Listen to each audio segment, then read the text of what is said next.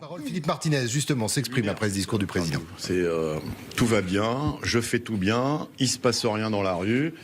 Et ceux qui râlent, c'est parce qu'ils n'ont rien compris. Donc c'est un président de la République qui est sûr, tout seul, de lui, de ce qu'il fait.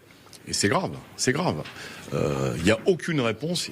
On connaît une mobilisation, certains disent historique depuis une trentaine d'années.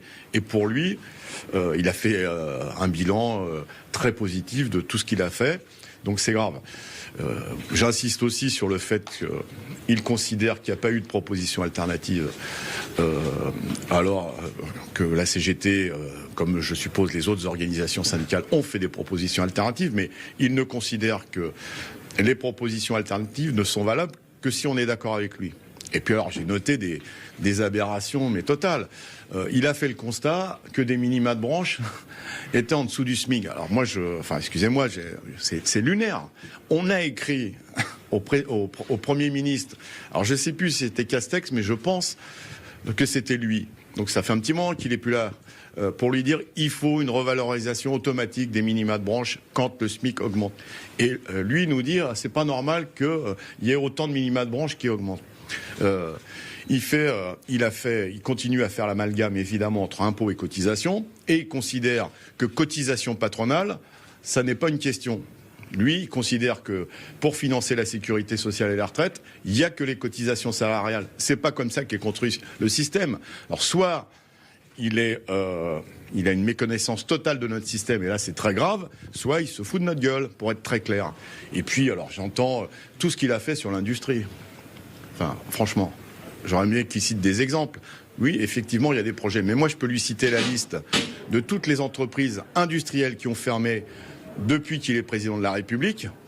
Et il y en a, on peut écrire un livre sans que le gouvernement ne bouge une oreille, et même pire au contraire, en disant ce n'est pas à l'État de s'occuper des problèmes du privé. Donc c'est, je vais le dire trivialement, cette interview, c'est du foutage de gueule et c'est du mépris encore plus fort vis-à-vis des millions de personnes qui manifestent. Et il faut que demain, la réponse, elle soit dans la rue, avec des millions de personnes qui soient en grève reconductive et qui manifestent. Sur les propositions, la contribution exceptionnelle pour les grandes entreprises, responsabiliser les allocataires du RSA, également travailler sur l'usure des carrières, qu'est-ce que vous avez à dire ?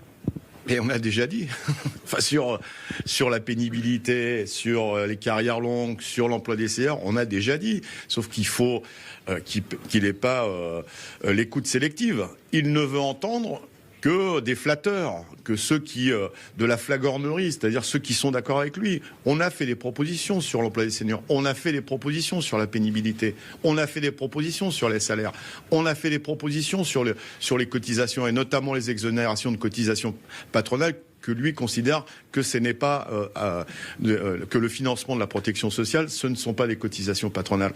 Et puis tous les chantiers qu'il a mis en œuvre. Et j'ai entendu qu'il voulait continuer à en faire.